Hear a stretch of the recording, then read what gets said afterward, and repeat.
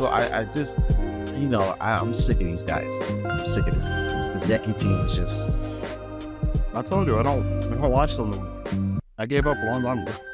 I gave up right like the first series after the All-Star break when they went Colorado and lost 2 out of 3. I was like, you know what?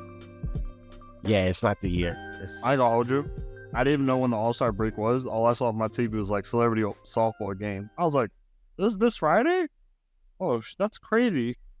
Yeah, so it's in July. You know how it is. It just caught me off guard. I was like, oh shit.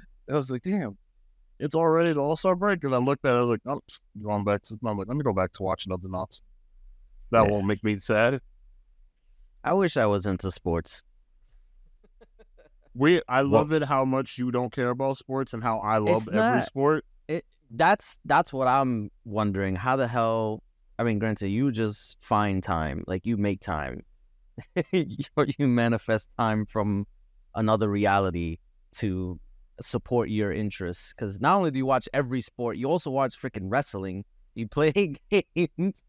It's just like how do you do all it? He's a master of time management.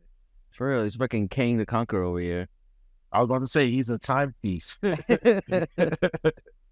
I still know I run on the same 18 hours. You guys, 16 hours because I still give myself at least 7 hours of sleep. That's with 2 jobs and all his other countless responsibilities. He probably has a twin that we don't even know about. Or he swaps with a clone. I wish. Yeah. I wish. The Prestige. I was just about to say that. Have you ever seen the Prestige? He just swaps out and has a whole different life and a whole different love interest and whatnot. Yep. Only thing is, I hope his twin doesn't get hanged at the end of it. Yes, that would be bad. You never. Well, I don't think that's the thing. He has all the time for that, but for movies, nah. Oh yeah, it's that's where I get the time from. Yeah, I ignore the movies. He doesn't watch the movies. Yeah. If I ignore the movies and everything, I'm good. Like, I'll be like, oh, I'm gonna watch this and this. My brain's like, I'm watching movies. I don't got time. I watch shows, like I watch TV shows, sometimes reality TV and anime. Other than that, I'm like, all right, I gotta keep pushing. Like, I got things not to do. Okay, let me put it to you like this, right? The Prestige is basically Batman and Wolverine fighting over Black Widow. Black Widow, thank you. That's basically what it is. Okay. Pretty much, yeah. Were you gonna say some bitch? Is that where I felt like you were about I was about to say Hawkeye, but it's not. It's not Hawkeye, no. It's Black Widow. Okay. Oh, my fault, y'all. Welcome to the Excuse Me Brother podcast show. Yeah, did you forget that we were actually starting? I'm y'all's brother Jay. He just wanted to ask me how my time management's so good. Which I understand. You need to teach a master class of this. You do. There's no way, bro. Like, there's no way. No, it's just one. Like, literally, it's just one phrase on the board that just says, "Don't sleep." Don't watch movies. And no movies. That's it. I still make time to watch movies. I saw the Mario movie with my roommates. That's probably the last movie you saw in the theater. Probably. No, it was the Black Haunting movie. Where one. Okay, yeah. That was the last one, and I took time to go see it with my bros. I think that movie was like 10 o'clock at night. Oh. Yeah, I always look. Late night movies. So I make time. We've done it before, Jay. Remember we went to see Venom? That was late. We did? Yeah, we saw Over Raven. We did? Yeah, in the city. Oh, I love it. How do you not remember this? I love it. You're losing it, bro. Listen, I can barely remember what I ate for breakfast some mornings. Okay? My brother said, what? Seriously. I did what now? Don't lie to me. What? Wait, that was what, 2013? It was like right after it came out. Yeah, I don't. Nah, that was 2013. No, not 2013. My brother Dad said, why are you lying to me? It's probably like 2018. I got nothing. Well, I know it happened. I'm for sure it happened. I'm glad you know what happened. I don't think he knows what happened. Yo, maybe that was my twin that saw that. Yeah. So I'm like, yo, I have no clue. But I do remember seeing it in the theaters and thinking, yo, this movie's not as bad as everyone said it was. It wasn't. The only Like- honestly, I would say I said it before. Now I'll say it all the time. Freaking Tom Hardy, he made that movie. Like he was a single-handedly carried that movie to being a decent film. Which Otherwise, one? Yeah. Venom. Which one? The Venom. Okay. I mean, Yeah, Tom I don't Hardy's know. a good actor anyway. So Yeah, I don't know. You said Tom Hardy, and I went straight to Tom Holland, and I was like, "Yeah, he was never Venom. What are no, we talking about?" Tom Hardy. I know who we're talking about. I know who we're talking about, but I just couldn't in my brain. I just couldn't picture. You Don't give me know that. something funny? Speaking of Tom Hardy and Tom Holland, I saw a post by one of our homeboys. He was like, "Yo, I did not know that so many of our favorite actors that played or some of our favorite characters are like British type shit." Yeah. No, Yeah. it's a staggering amount. Right. Like You don't even realize. exactly. How many? Well, Tom Holland, Tom Hardy. Well, I don't think Tom I Hardy. want to say is like British. almost half the freaking Marvel cast is But British. it's British. Right. Like I believe that. Benedict Cumberbatch. right. I did not know he was British until I heard him on Saturday Night Live, I think it was, or Jimmy Kimmel. One of those two See, shows. And I One was of the like, talk shows. I knew I was of like, him. I knew of him because of Doctor Who, and I know that's a British show, so I assumed he was British. I could have Was been he on wrong. Doctor Who? I don't think he was Doctor Who, was he? You're wrong. No, am I no, thinking about wasn't the wrong one? He appeared on it. I remember him showing up on that show. no, wasn't what's his he name? wasn't- Doctor Who? Who? Someone else is Doctor Who. I know who you're talking Iron about. I don't Man. know. No, he Robert was. Downey Jr. was never Doctor Who. No. What? Robert Downey Jr. He's Sherlock Holmes. He was Sherlock I'm Holmes, sorry. the- I'm He sorry. was Sherlock yes. Holmes. Okay. That's who Benedict Cumberbatch was. Also, he was also Sherlock Holmes. Okay. That's probably what Tay was thinking of. I didn't know Hugh Laurie was British. Laurie- So Honestly, the first one that like blew my mind that I would never have thought he was British was Hugh Laurie in House. right, exactly, because his American accent is like on point. Yeah. But he sounds like a middle-aged white guy from like some city in America Yeah. when he does his American accent. But You ever seen Sounds racist? Damn. duh. You ever seen what is it called? Knives Out. Racism. It's on Netflix. Ever seen Racism, the show? But Daniel Craig in that movie, he's like Oh, British, fuck. but he does an amazing like Southern accent. It's like a Southern drawl, like you wouldn't even know. Like it's insane. You want to know? These You guys want to get know? speech coaches. Like also what's his name? Superman. Henry Cavill. Henry Cavill. He is also He's British. British. Yes. You just made him so upset. But he's British, dog. He What is do you British. do? Yo, I never knew that. Yep. I yo, never that's, knew. That's I crazy. never knew. That's I'm telling yo. you never know. I never knew. But that's a testament to their acting ability. Absolutely. They're fantastic. That's crazy. I didn't know. What's his name was Welsh until Who? Christian Bale. Until I Oh, saw yeah, the yeah. Prestige. 'Cause Really? I'm like, Yeah, yeah, no, I knew. I didn't he's know that. Welsh. Yeah, I he's didn't know Welsh. that one. That's new. I didn't know he was Welsh. That's nice. Who else? I remember I found out because did you ever hear that audio thing that got leaked from him? I think it was on the set of the Terminator. When he was just going crazy. Yeah, when he was going crazy on one of the behind the scenes guys, the camera guy, I Yeah. think it was. I think the camera That's- guy was in his line of sight or something. I don't know. Yeah, he was in the shot, and then he was going off on him. That's how I found out that he wasn't That he was American. American. Yeah. And then He of was- course Hugh Jackman is Australian. Yeah, that he's a good everyone one. knows that. If anything, But I would have thought he there's was also- isn't it- Canadian. Isn't Keanu Reeves also Australian? No, he's Canadian. he's Canadian. My fault. That's why he's not problematic. He stays in his lane. Hugh People, I Jackman isn't remember there was one problematic. time where people tried to like cancel him. I forgot for what. I think they tried to say that he was rude, but then it came out that like one of his like exes died or something like that. So that's why he was like in a bad mood. Aw, I'm sad. That's sorry. Yeah, Yeah. it was like a few years ago. and that person felt like shit? Of course they did. Making them stories about one of the two gentlemen of Hollywood, right? The Hugh Jackman and Keanu Reeves. Did you actually see that thing? What? There's like a picture of like Keanu Reeves with his wife, and apparently he's older than his wife, but his wife doesn't. Everyone's like, who is this old woman with Keanu Reeves? Oh damn! And everyone's like, he's older than his wife. Be nice. They're like, stop lying to us. Aging like a grape in sour milk. She looked fine to me, but I guess because she looks fine for her age because she's in her 50s. But Keanu Reeves looks like Keanu Reeves is aging like fine wine. It's the facial hair. So honestly, everyone looks. A lot of guys can hide their age with their facial hair. It's Keanu Reeves just looks too good. That's why for his age. So everyone next to him kind of doesn't show as well. Yeah. You know who else blew my mind when I found out they were British? The black dude from Star Wars. Oh, John Boyega. Yes, him.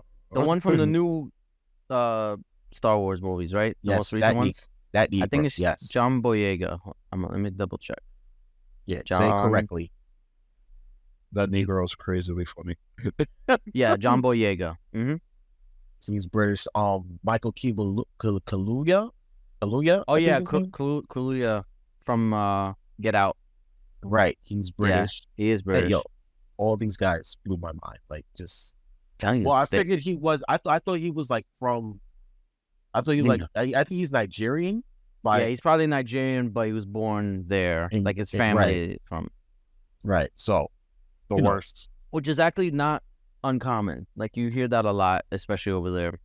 Exactly. They got a lot of West Indians over there too. Yeah, exactly. The colony. It's the colonizing. It's the colonization and that relation. I think Letitia Wright is. Yes, she is also British. Everyone is British. Dog, just let it go. You know who's not British? Who's that? Michael O'Hare. Now there we go. I was waiting. We were talking about movies. I thought you were going to talk about The Blind Side. I was trying to find a way to bring The Blind Side into this, but none of the actors in that movie were British. Because the guy who actually played Michael O'Hare, guess where he's from? Like Alabama or something like that? No. He's not where? It's Alabama. Just take a guess. Not somewhere in the South? No. My brother said Alabama. I just guessed because I don't know. No, it's okay. It was really funny. I wasn't ready for that. Quinn Narron, guess where he's from? New York. Yep, he's from the Bronx. Whoa, what the hell? Exactly. I would not guess that. He's from the Bronx, but they moved to the South when he was in elementary school. But the brother's from here. Brother's from us. I want you to know. So he grew up in the South. Okay. He grew up in the South, but he's not from the South. Hold on. Before we go, I want you to know I had an argument with a friend. Because I told you the track and field world championships are going on. Okay. And my friend goes, he's like, you know that every black sprinter that's here is either from a southern state on the east or from New York City. Yes. And we went through it. We went through a whole list of everyone. There's like 3 brothers from the Bronx and Mount Vernon. Everyone else is like Virginia, Georgia, Florida, Texas. There's only one person. Where's the I think her name is Sha'Carri Robinson or something like that. Sha'Carri Richardson? Yes, her. Where is she from? Where's she from? To my last time I saw, she's from Louisiana. See, there you go, in the South. But yes, so obviously what we're talking about tonight is the former football player, defensive lineman. Wait, he was a defensive lineman or was an offensive lineman? I feel like offensive lineman. Okay, former NFL offensive lineman Michael O'Hare. Is it O'Hare? I thought it was Orr. Orr? Okay. Is it Orr? People pronounce it Orr.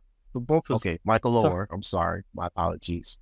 Michael Orr has come out and said that the white family that had adopted him, which became a hit story with the movie The Blind Side, they completely blindsided his ass and said he's now claiming that they never adopted him in the first place and that they took all the royalties from the movie and did not give him a dime. That's crazy. Sounds Isn't about that right. something? Sounds about right. Did I cover all my bases? No, they're right. For Yeah. sure. I don't know Listen. how it came out. I don't think they admitted it. It's something that came up later on that he found out and he came public with it. Like I said, it sounds about white. Sounds about white. So no, that's what I want to get into because I've always had a thing where I mistrusted white people who adopted black children. You know what I'm saying? Like I never trusted that. I never did. Because I'm like, what do you stand to gain from adopting black children? Like what does that do for you?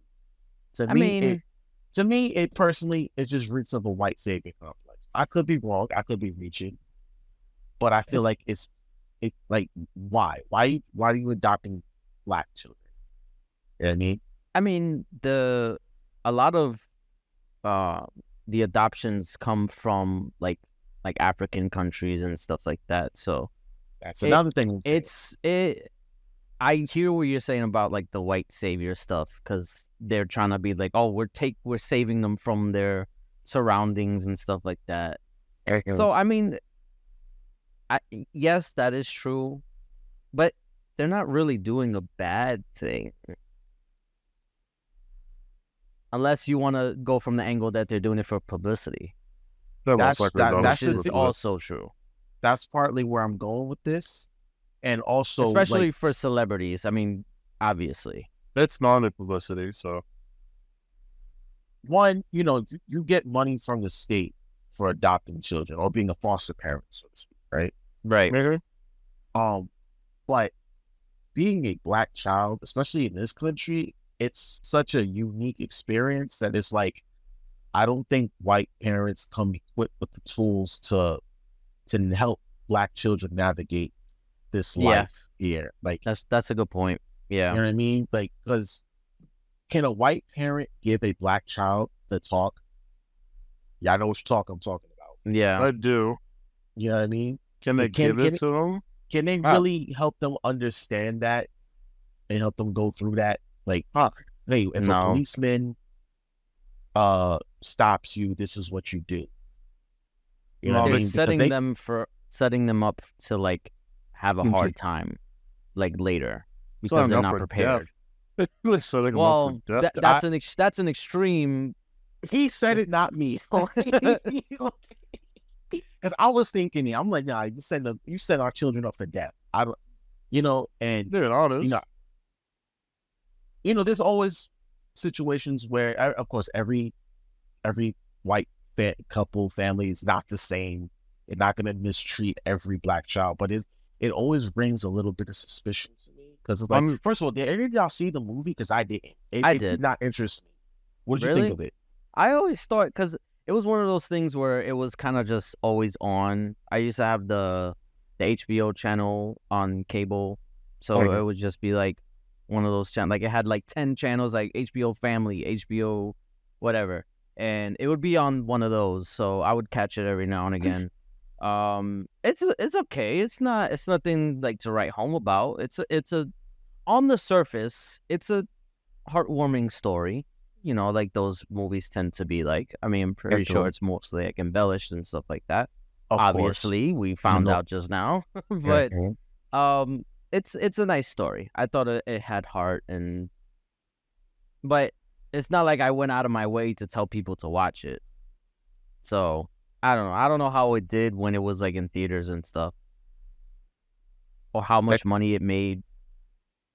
So I y'all know me. I done some research, right? So I did a little bit of diving into this little story that has become a national story, and this is what we actually found out, right? This is from NPR.org. Okay, it says Michael Oher, the subject of the 2009 movie hit 2009 movie The Blindsided, has alleged that a central part of his story that he was adopted by a wealthy family, right, is false. Instead of adopting him, he said, the Tuohy family, I'm not sure how to pronounce it, the Tuohy family established a conservatorship in which they profited from his name, image, and likeness, right? That's Over crazy. 37 filed a petition on Monday in the Shelby County Tennessee probate court that asking for the conservatorship to be dissolved, right? Okay. It says a conservatorship is a legal appointment allowing a party to handle the financial and personal affairs of another. That was the Right? whole situation with Britney Spears recently. Exactly. Yeah. Now Right? that I'm here, because I've heard of all like other conservatorships, and the more I hear about it, I'm just like, I don't think it should even be a thing. I feel like maybe it's just I'm just seeing the worst case scenarios, but I don't think anybody should be in charge of other people's money.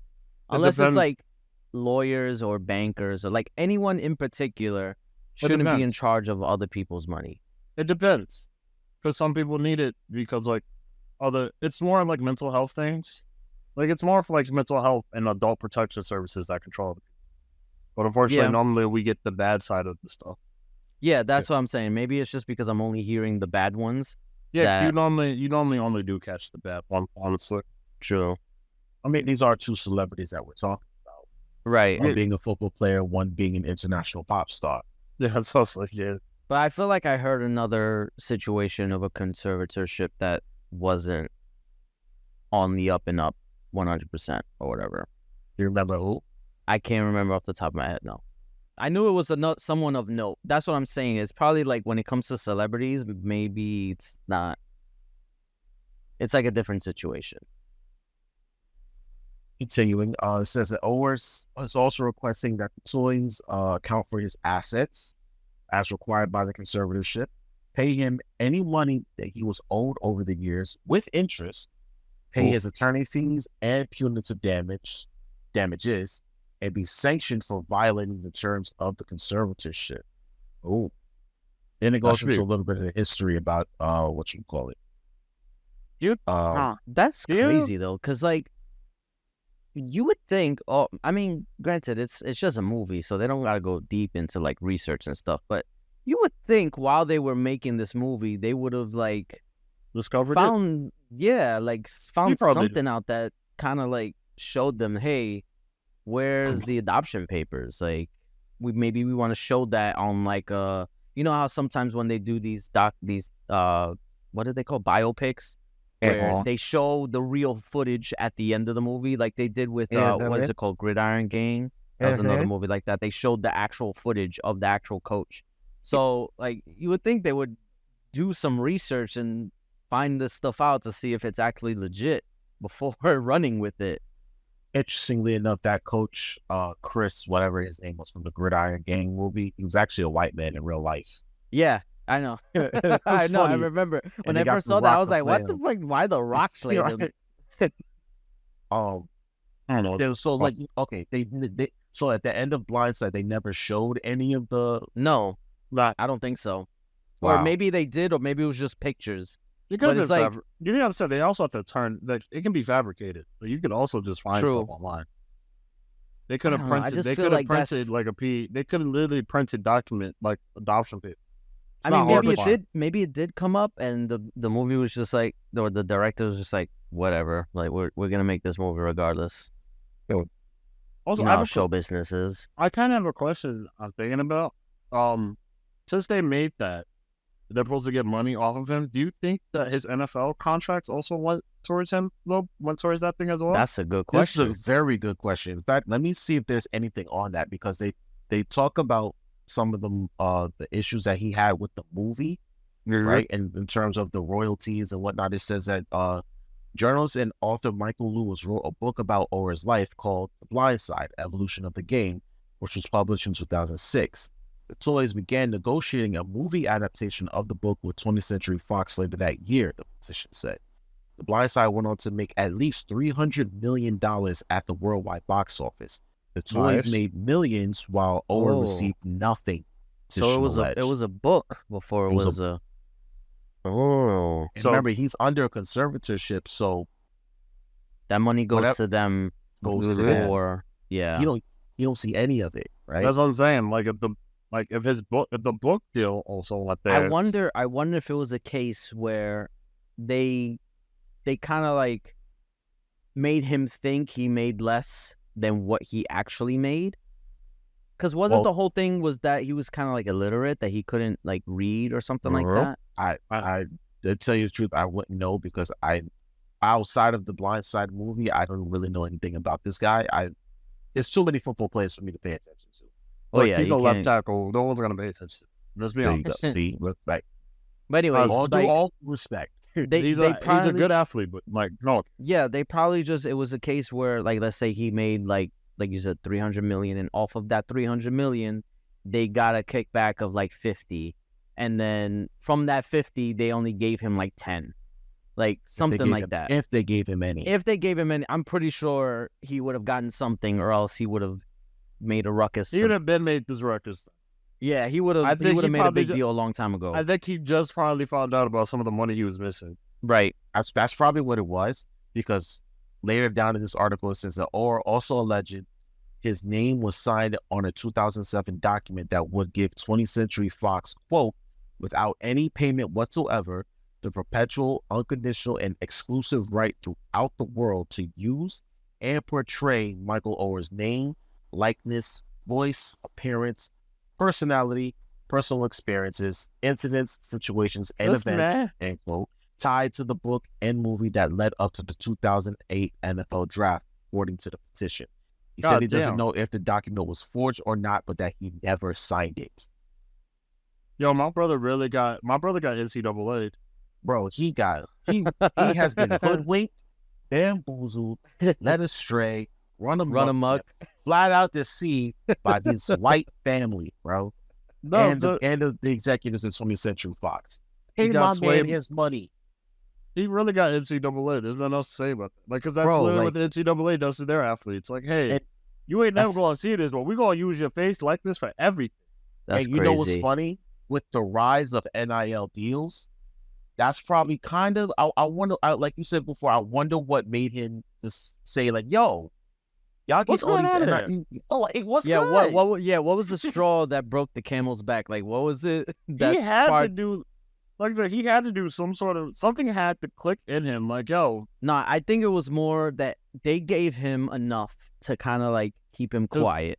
And then literally, I think, he literally started reviewing some stuff other with probably someone he trusted. Could have been his significant other. And his wife's like, this, like, you only got that much. That book deal was like worth at least 10 million. And his brain was like million. He was like, wait a second. Yeah. I only got 1K. Or maybe he tried to like sign a deal on his own and realized that he couldn't. Oh, that's that. Ooh. Because he had to go through the family. Like maybe it was like a Nike deal or something that would require him to do it, but then he couldn't because of the conservatorship. Check this out. There's more here. Okay. There's always more. There's always more. It says Orr said in the petition, if the toys forged the document, they should give up all the money they made from the movie, including interest, and pay Orr punitive damages.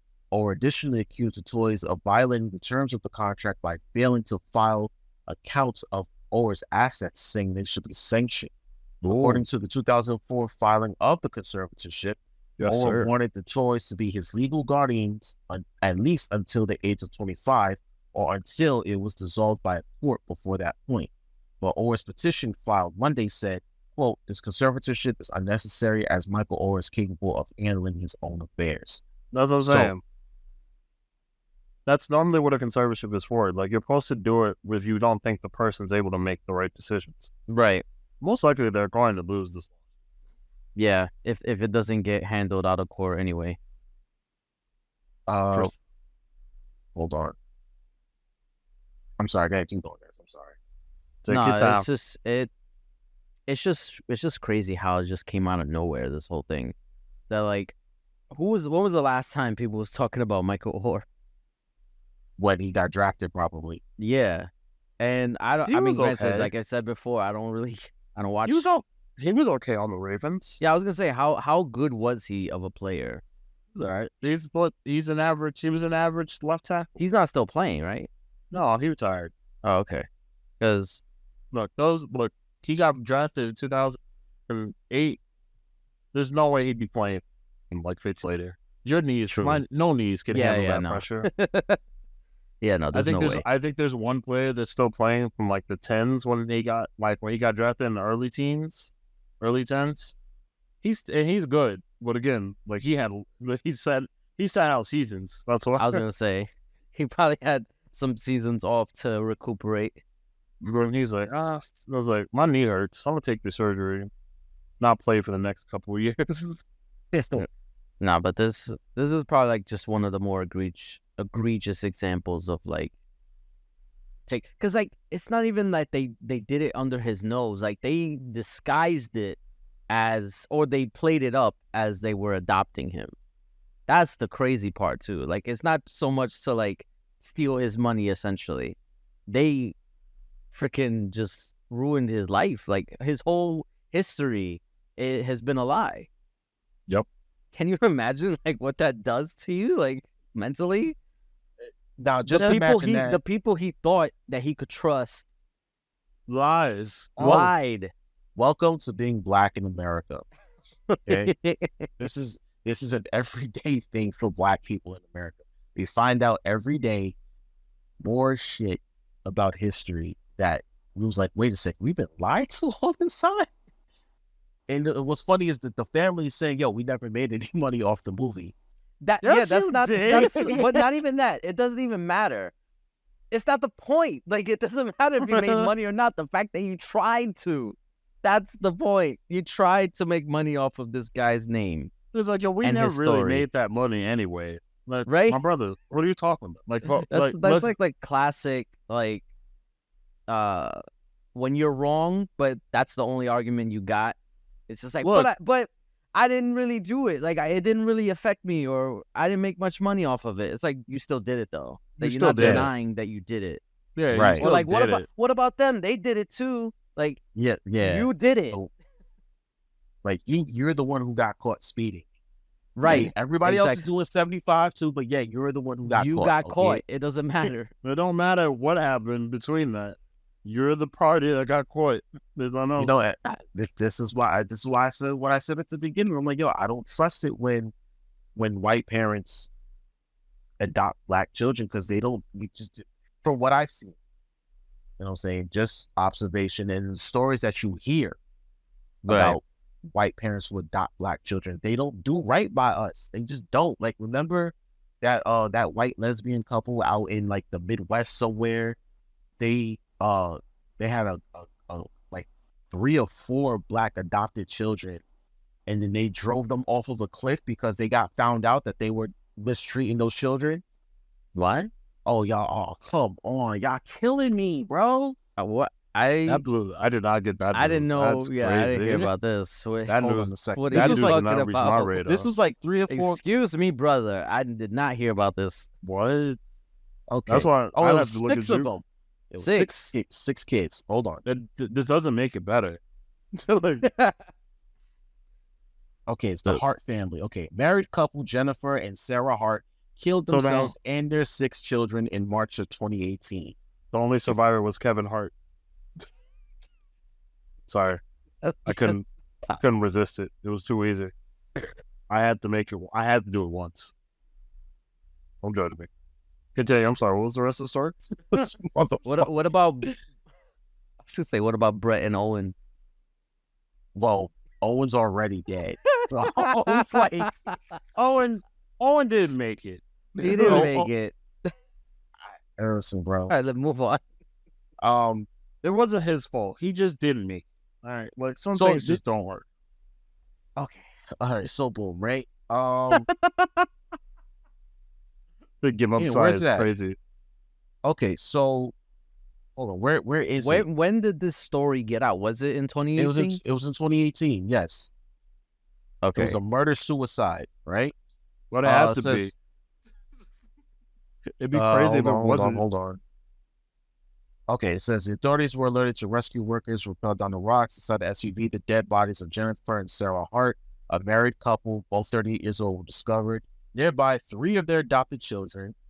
That's where I got one Marcus, Jeremiah and Abigail were also found dead. The Hart's 3 remaining children, Hannah, Devontae, and Sierra, were missing from the wreckage. Okay. Not Devontae.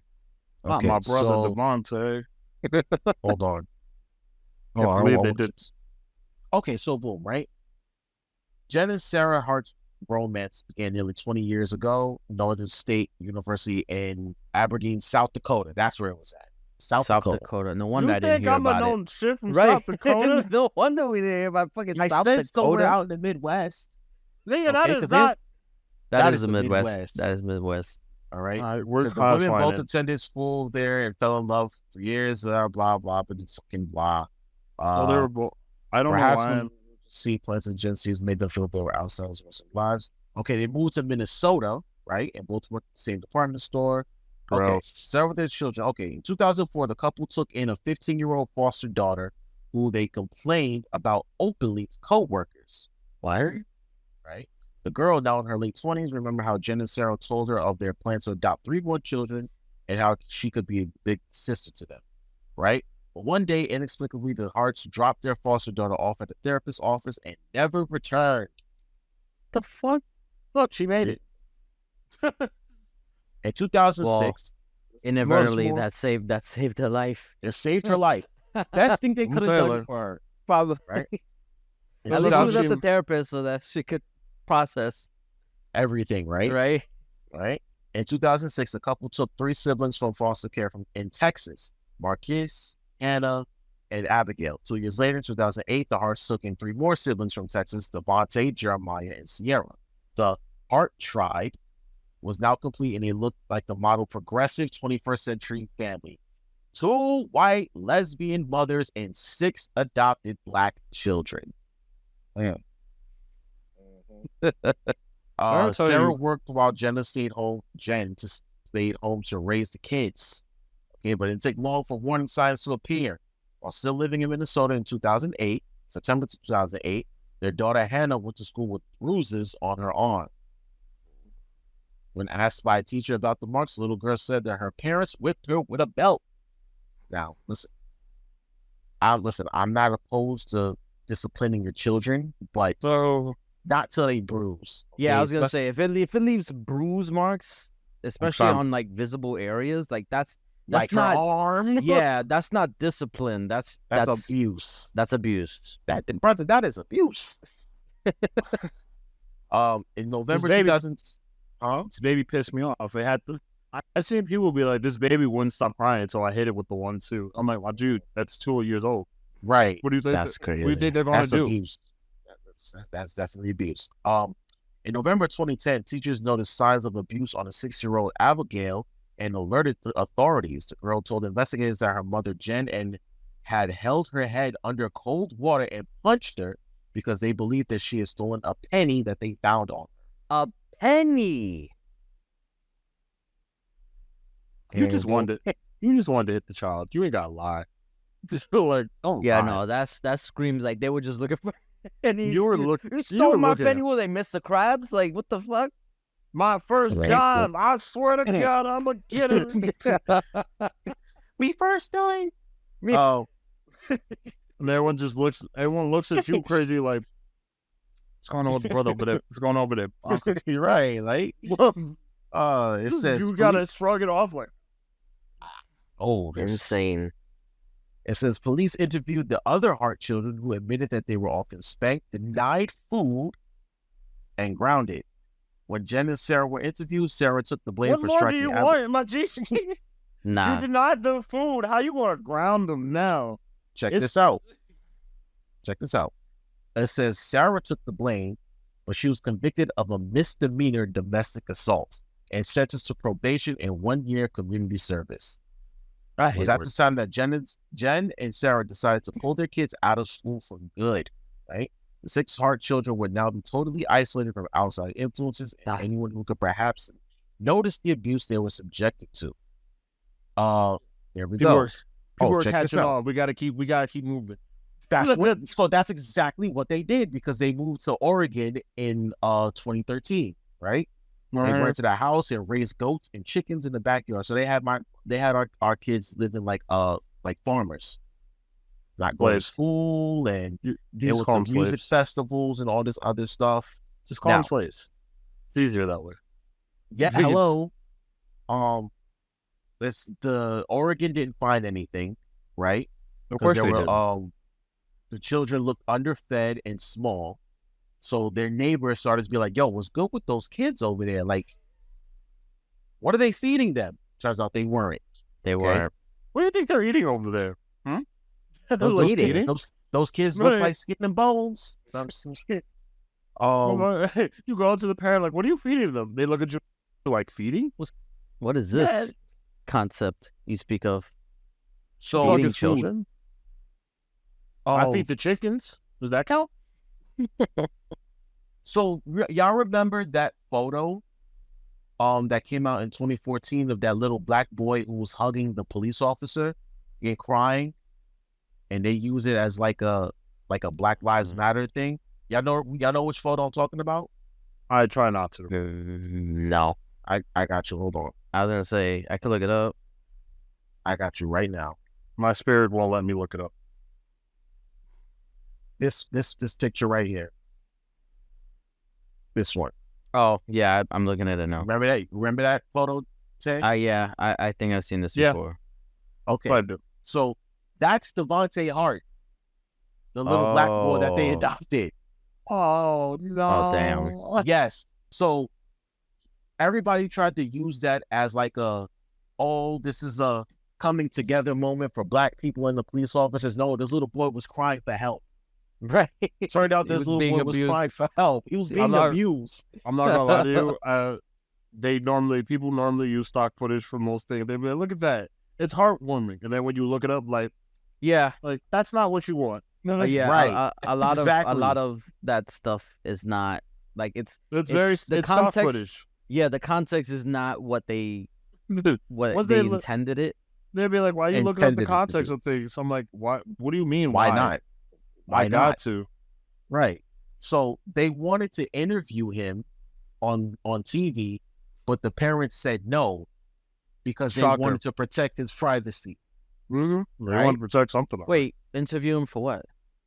About the moment, about that photo, because they. Okay, right. You know what I'm saying? Because, like I said, they took that photo and used it as like a touching moment. It's kind of like the Blind Side. Yeah. Where they want to make the story seem all good and dandy, but no, this little boy was crying for help. It always comes back. It always comes right. Always come. You can never get away with it, so don't even try. So they moved to. I remember I told you they moved to Washington, right? It says their next door neighbors Bruce and Dana DeKalb. I'm sorry. Noticed that the six Hart children rarely left the house and that the blinds were usually drawn. In August of 2017, at 1:30 in the morning, Hannah Hart showed up at the DeKalb's door, frantic and asking for protection. Right? Bruce and Dana noticed. There you go. Bruce and Dana noticed that the young girl was missing her 2 front teeth. Right? Oh shit! She told them that she had jumped from a second-story window in her house and ran next door. She also said that she wanted her neighbors to hide her and exclaimed, "Don't make me go back. They're racists and they abuse us." Soon after, Jen Hart showed up at the DeKalb's front door and took her daughter back home. This episode took a hell of a dark turn. Yeah, no, I was not prepared for this. Listen, this is why I don't trust this shit. Okay. Now check this out. This is where the slander comes in, right? Now it comes in. I thought we were already at the slander. No, it gets worse. Okay. The next morning, all 8 members of the Hart family went to the DeKalb house, and Jen explained to them that the kids were drug babies, right? Which is why they acted out sometimes. She also stated that Hannah's birth mother was bipolar and that her front teeth had been knocked out when she accidentally fell. Of course, because people just fall. I fall many a time, so I don't think I ever knocked out my front teeth. I've had dreams about it though.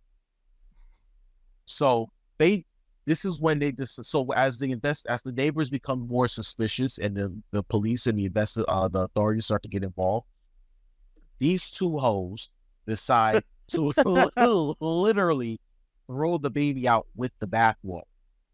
Okay? Because that's when they decided to leave town and drive off of a cliff, killing everybody and themselves.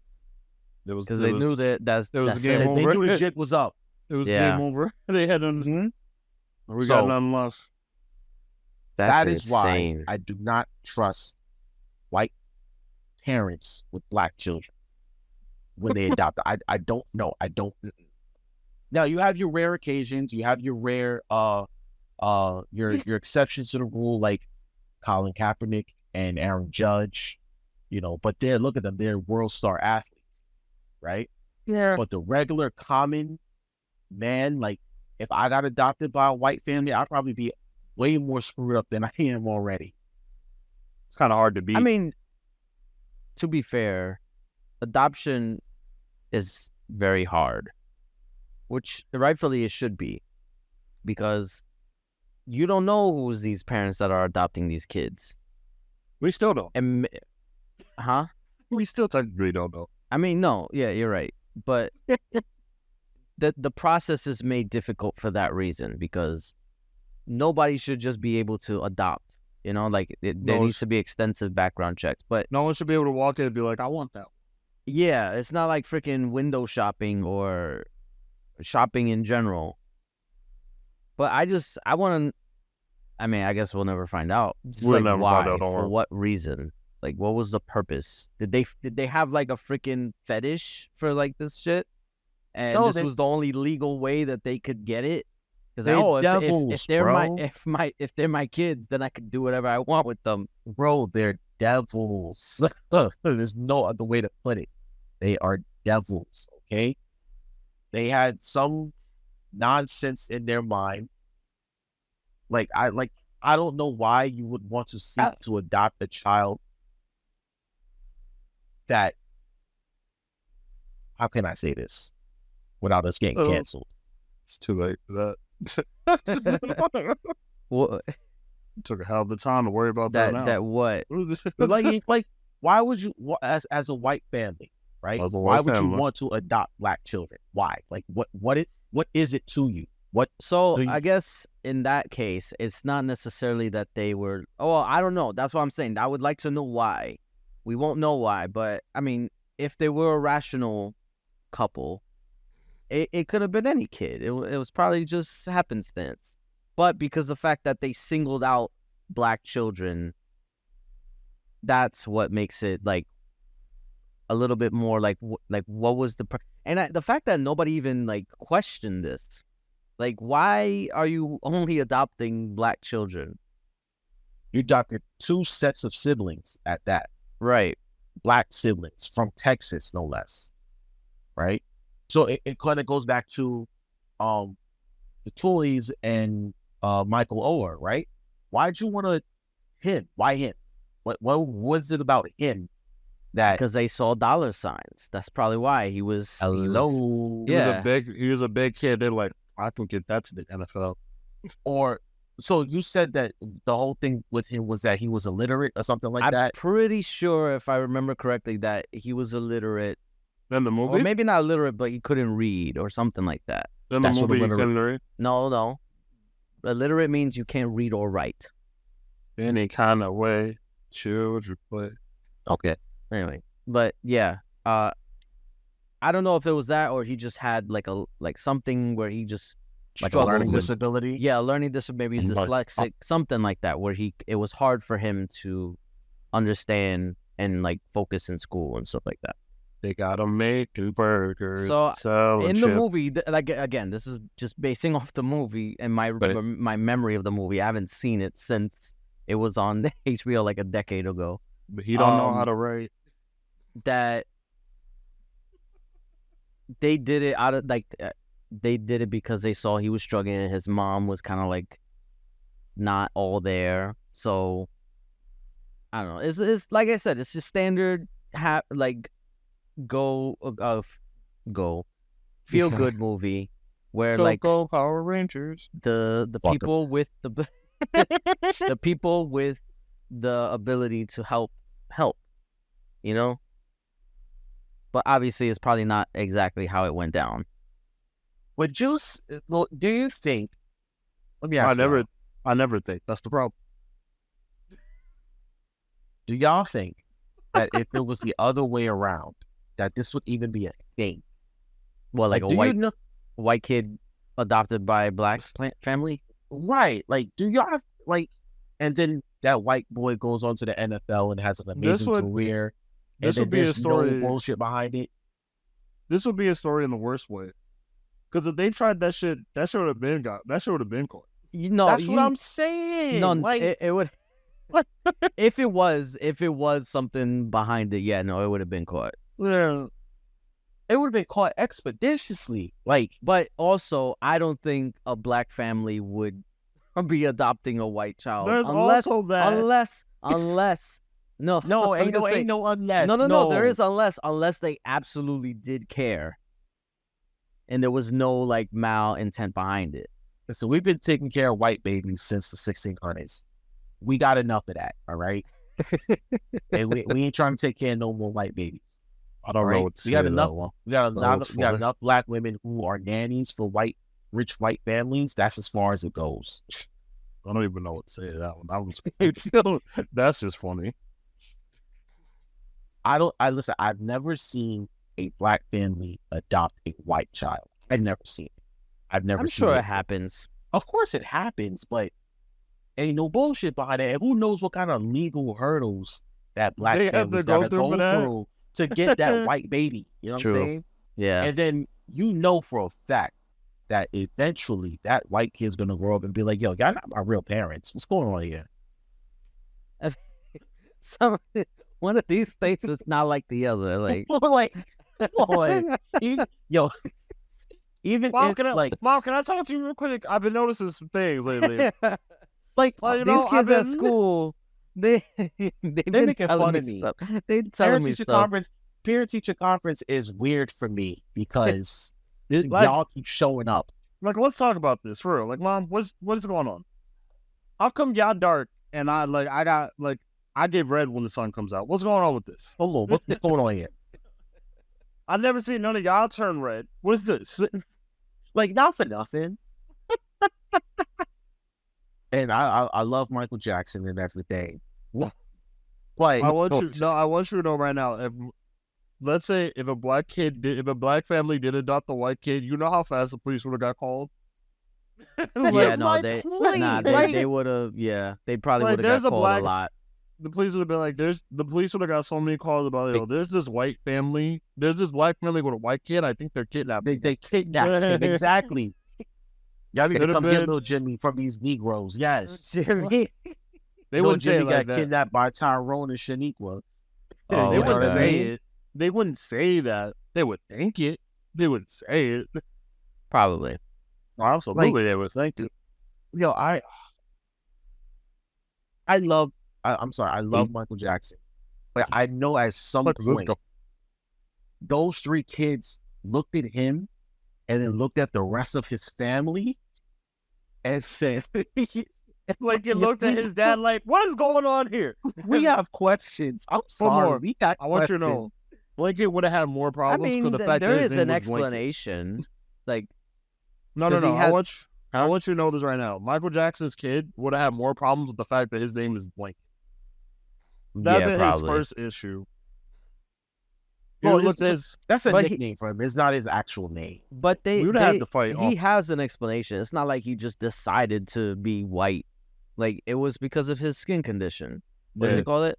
They said he had a vitiligo. Yeah. So he had that. And but I'm saying, like, look at him and then the rest of his family, because there was a point, I'm pretty sure they all saw pictures of when he was a kid, when he was a young adult, a teenager, and all that. They didn't even have to look at pictures. They got videos online. That's what I'm saying. But even then they look at the rest of his family. It's like, okay, they're all brown skinned and, they all have melanin. We have none. Like, you look at because the mom was kids, white, no? But even then, they don't have any Jackson features. Like, they have the high cheekbones and the nose and the high pitched voice and even the Jackson lips and all that stuff. They Jacksons are very distinctive. That family's very distinctive. Yeah. They have none of those features. Look at Paris. She looks like She looks like Paris Hilton. She'll look like a mixed child. You know what I'm saying?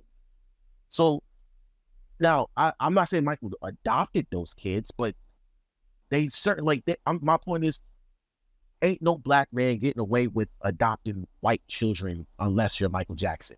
Like the regular common Negro like me and Tay, we can't adopt no white baby. It's not gonna happen. I would never try it. I like living. Hello. So why is it that it's okay when it's the other way around? Like Angelina Jolie and Brad Pitt. How many black children from Africa did they have? Who knows what they were doing to them kids? I'm sure that would have got out. And you know I'm too halfway crazy. Positive that would have got out.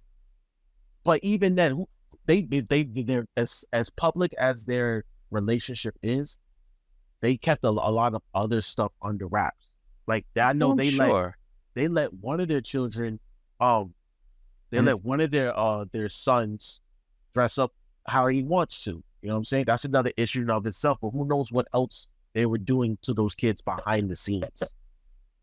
I'm not saying that they did. I'm just saying we don't know, because it's all right when it comes to them, but when it comes to us, it's just like nah, you can't do that. We gotta start with all white jokes. I can't. I'm sorry. I'm on one tonight. I'm sorry, y'all. I can't survive this. No, I hear what you're saying. It makes Oh my It God. bothers me. It legitimately bothers me. I'm not gonna lie to you. I'm still on the shit that Michael Jackson's child would complain to his mom, like, why the fuck is my name? Why is my nickname Blanket? What the fuck is this, mom? He explained that actually. Who allowed? It doesn't matter what the explanation. Who allowed this? Thank you. Well, like I said, his actual name isn't Blanket. I don't give a fuck. What is that? I think it's like Prince Michael II or something. Whatever. It probably is, but here's the problem.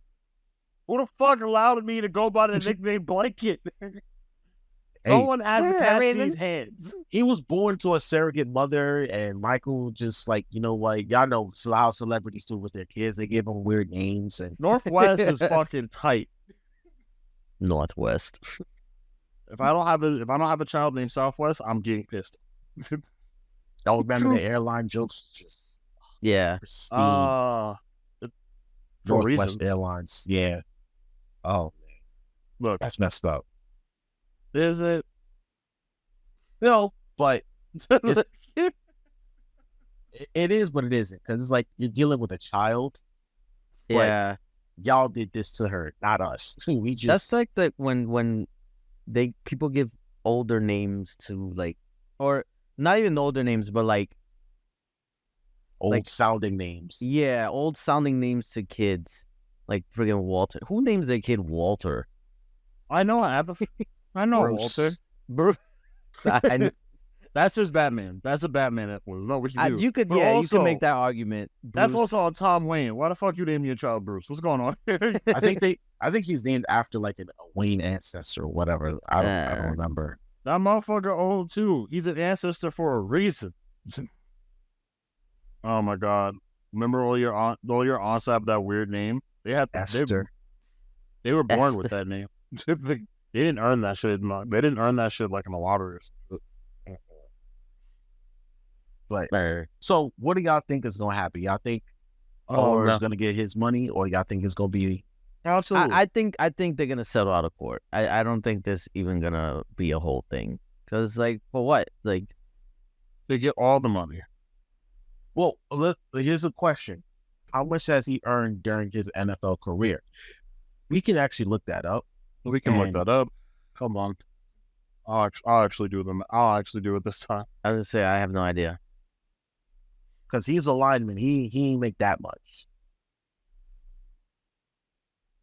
That's true also. Like, why him? Like, there was so many other, maybe there was just the one that popped on their lap that they saw opportunity.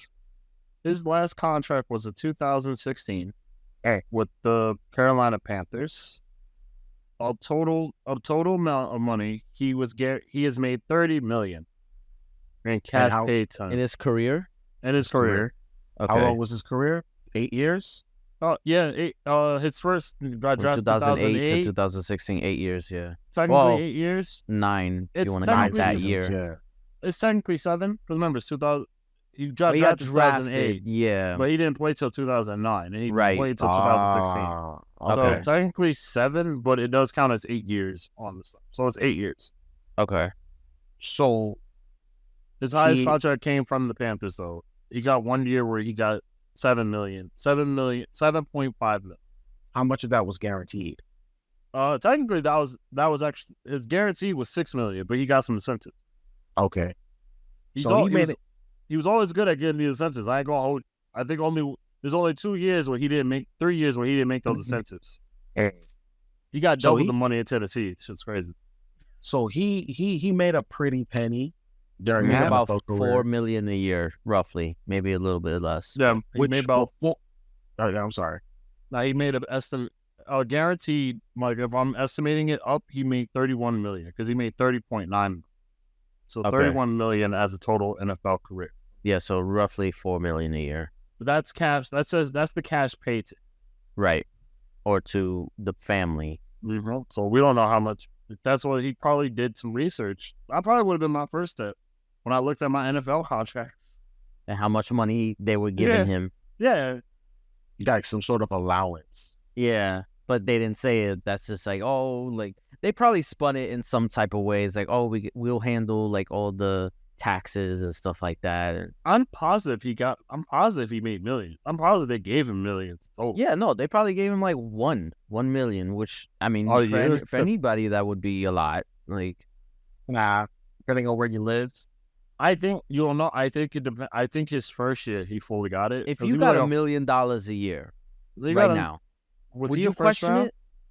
Yes. I meant like if you were offered that, would you think like there was any like skimming off the top? Any strings? Yeah. Yes, I would. Yes. Here's the thing. Listen. Well, I don't know. I'm not a professional athlete, so I don't know exactly what goes on at the negotiation table. But I know figures and numbers. I know dollars and years. I know how to do basic math. Okay. He didn't. That's the problem. You want to know what's funny? I'm actually going to say this. I think it's more interesting because of NFL at the time was getting popular. Like now, when I think when he first got drafted, like they don't really announce the contract because he was 23rd.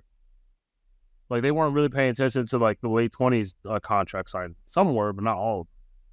So I guarantee by the time he got to like his next years where they're like, oh, he signed for this because it was news. So I think they have to give him that money then. Like after he got out of Malta, he got out of the bull. Yeah. Because you couldn't really hide like, oh my, you see your name in the news like you signed a contract for $6 million to Tennessee. There's no way in hell they're gonna be like, well, I only got $3 million here if I got paid for $6 million. Yeah. Well, you remember there's always like the agent fees if you got one. Which yeah, of but course still did. at a certain, but you're gonna have to look at that because the agent's gonna know how much he's getting. Right. The agent's gonna be like, yeah. So you know what's funny? Now that you say that, I wonder if his agent reached out to him like, my man,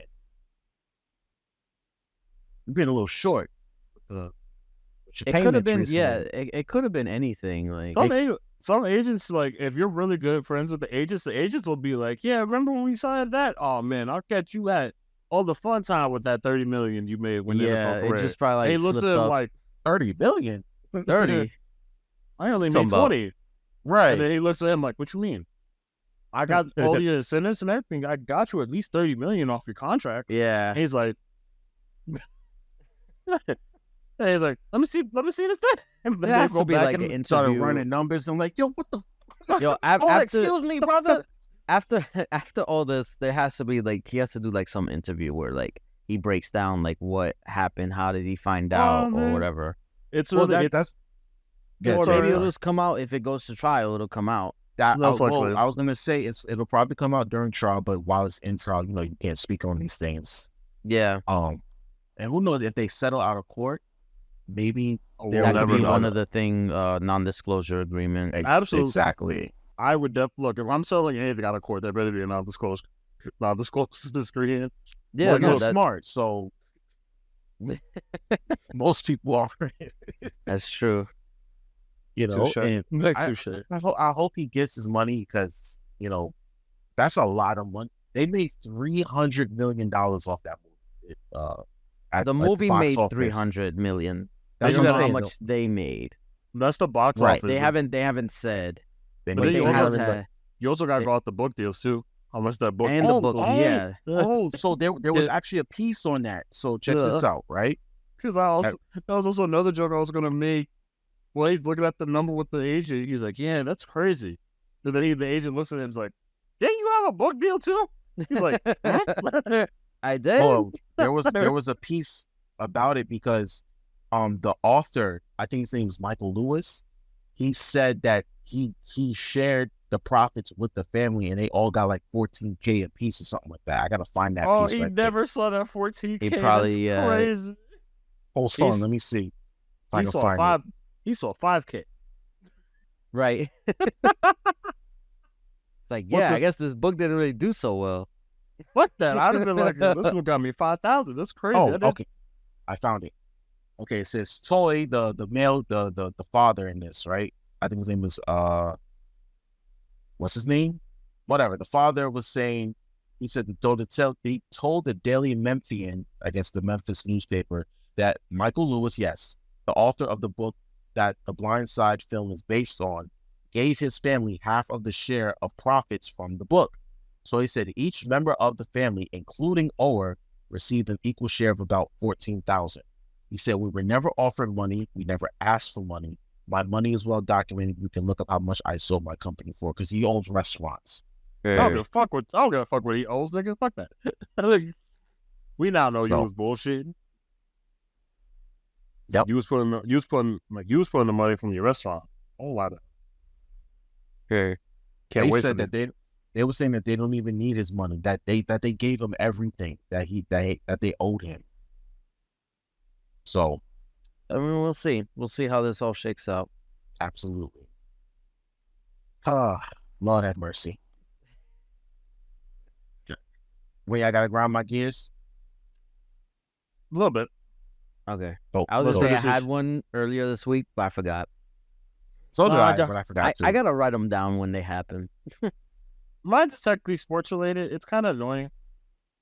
So we already started as I am a giant sports merchant, a fan for all things. Before you go into your grinding gears about your Yankees, because I know thank you.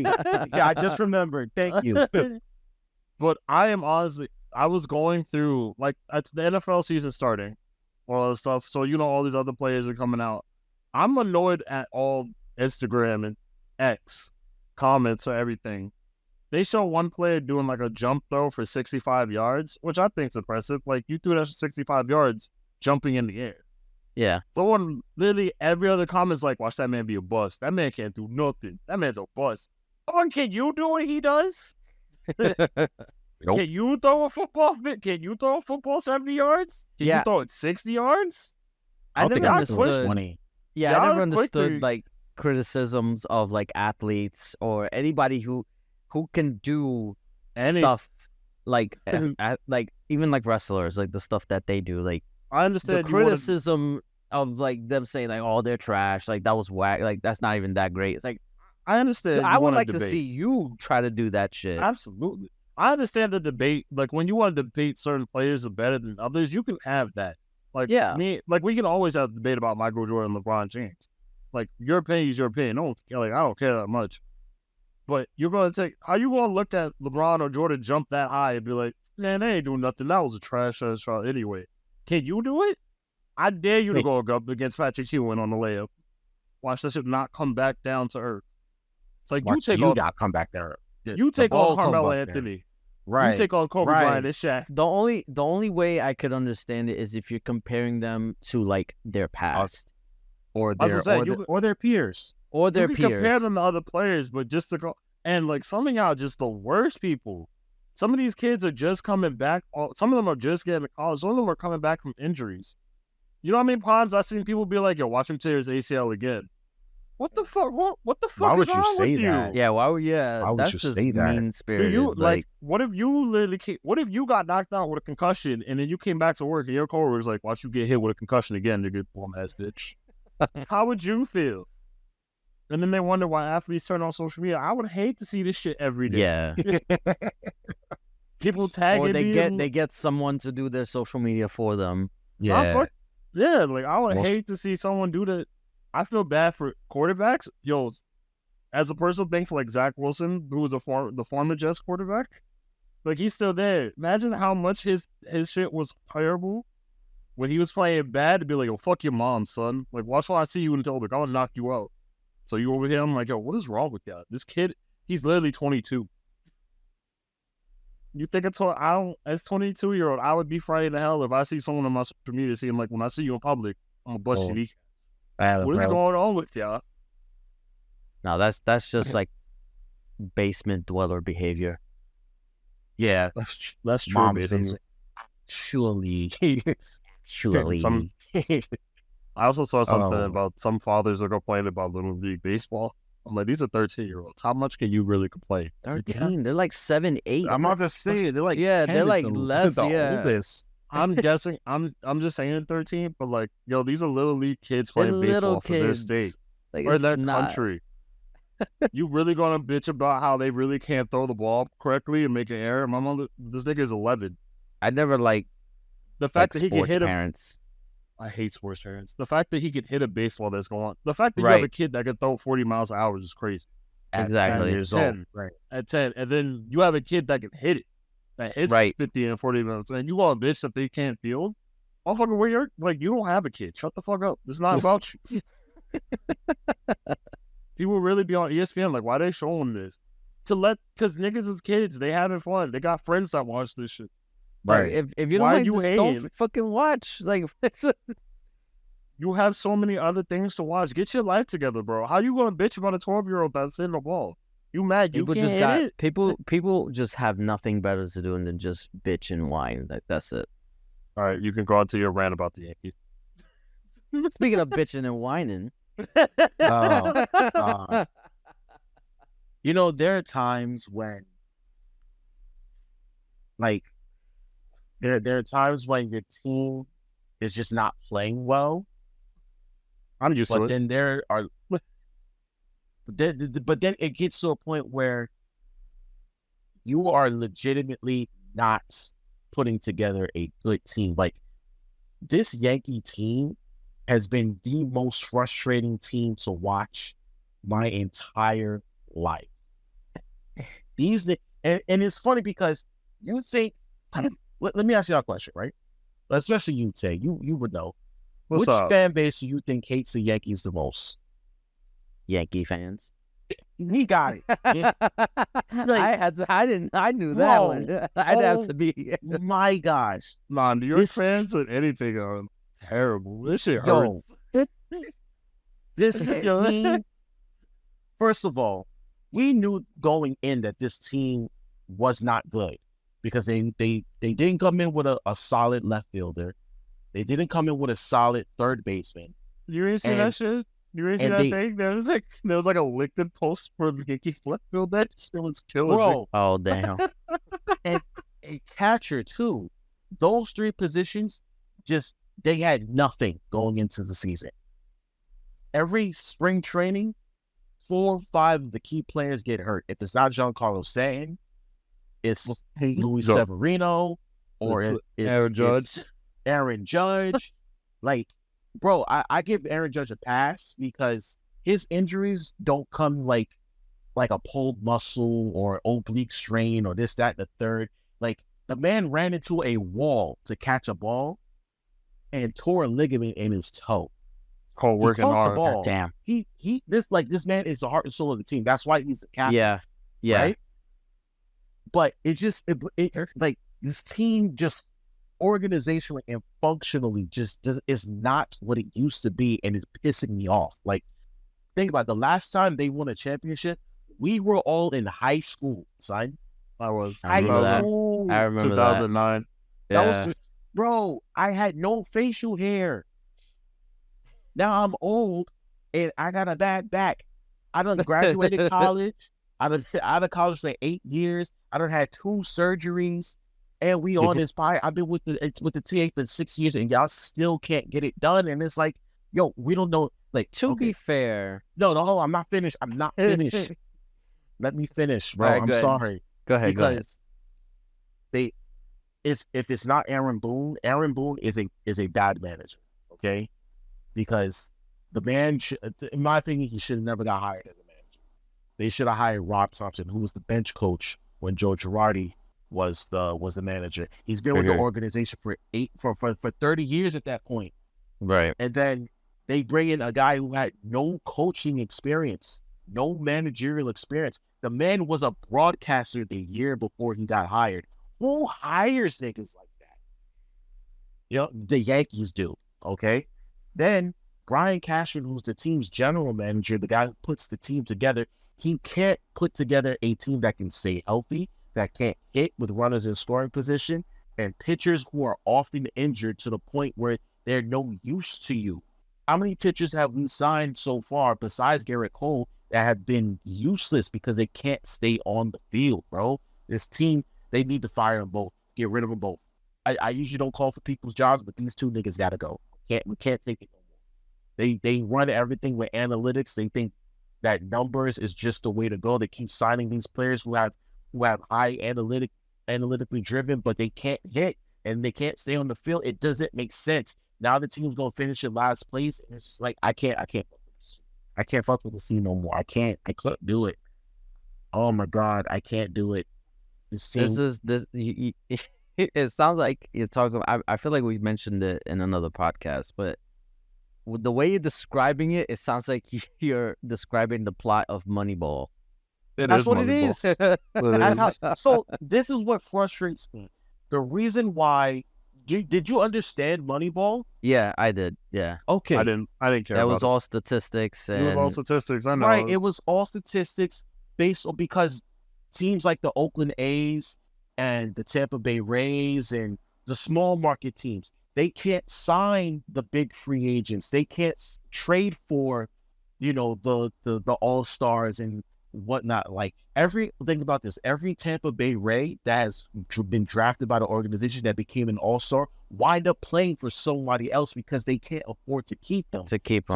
So they have to reinvent ways or come up with creative ways to compete with teams like the Yankees, the Red Sox, the Mets, the Dodgers. So much so that when they started to be successful at it, all the other teams started to do it too. Like, hey, if they can do it, we can do it. But here's the problem. The Yankees don't have to do that. And they keep doing it. And it's not working. I want you to know, I think it was Jesus and Mero that one of them says, like, I don't like these Yankees. Where's my old Yankees with George? Where we would break one athlete and turn that shit in for another one. Like a Ferrari. I broke the Mustang. Let's pull the Ferrari out the garage. Fuck that. Now, I understand, like, even when George was around, like, that you can't keep doing that. Like, you can't keep just trading guys after a half a season. Okay, this guy don't work. Let's bring the next guy in. Okay, I get that. You got to develop players. You got to do that. But still, like, what they're doing is not working. And these two idiots, Brian Cashman and Aaron Boone, and even Hal Steinbrenner, they just don't see that. But every fan and their mother can literally say, yo, this whatever y'all doing is not working. And it makes them impossible to watch. I can see the strategy. Like, if you're like, oh, if we can draft good players and they become all-stars, we have the money to keep them. Yeah. But they don't do that. They're not drafting the players. Listen, Aaron Judge is a once-in-a-lifetime type of guy, right? They had a few other guys that they drafted that were supposed to become all-stars and never panned out. Look at Garrett Sanchez. He's on play for like 7 teams now. Right? Greg Burner was hurt. Garrett Sanchez was supposed to be part of the new. He was supposed to be part of the new core 4. I remember that. That's what I'm saying. It was supposed to be him, Luis Severino, who can't stay healthy and is pitching like he belongs in the little league. You know what I'm saying? And like whatever they're doing is not working, and they need to make some changes. Was it be Torres and Clint Frazier too? Clint Frazier's going as well. I rest my case. Hold on. What you gotta say, Jeremy? I'm sorry, I cut you off earlier. No, I was gonna say that I feel like what they're doing is, I mean, granted, I haven't watched a Yankee game in God knows how long. But I feel like there's not enough synergy with the players. I feel like the Yankees are just kind of like picking and choosing whichever works or whatever think they works. Like you said, like they're doing by statistics, but they're not gelling together, which is why it's not working. I feel like in previous Yankee iterations, like they gelled together well. You know why that was? Because when you talk about the core four, right? I don't know if you know what the core four is. It was Derek Jeter, Mariano Rivera, Jorge Posada, and Andy Pettitte. And then you want to include Bernie Williams. Bernie Williams was another one, yeah. Right? They all got drafted by the organization and they were together for a while. They all came up through the organization together, and the team had, like, they embodied what it meant to be a Yankee. You know what I'm saying? They understood what was required of them to put on the pinstripes. You had to be like that, and it helped that Derek wanted to be a Yankee. Like that was his life's goal, to be a Yankee. Right? Do you want to know actually what really also would have actually made that team really good if we're going to count them as a core four? You know, around that core four, we kept buying the best players around. That's true. But they molded them. They molded them around the core four. Exactly. Like right now, there's Rodriguez, Hideki Matsui. These are all technically bought free agents. They bought into the program, but remember, after a while, they didn't win either. Once after that, it took a while. Yeah, it took a while for them to win. Now it's taking even longer because it doesn't seem like the organization knows what direction they want to go. Do they want to win or do they want to make money? Because no matter what, people are going to show up to Yankee games. It's kind of like the Knicks. No matter how bad the Knicks were, Madison Square Garden kept selling out. Hey, let's leave the Knicks out of this one. I like the Knicks. I like the current Knicks. Right? I like them too, but remember during those dark days when Isaiah Thomas was the coach. Oh my goodness. Don't bring that up. Those dark days. Don't bring that up. Look, I still get traumatized by those days. Don't bring up Isaiah Thomas. Don't bring up Mark Sanchez. I don't want to deal with this late. But you saw that Madison Square Garden kept selling out despite all of that. The team was losing.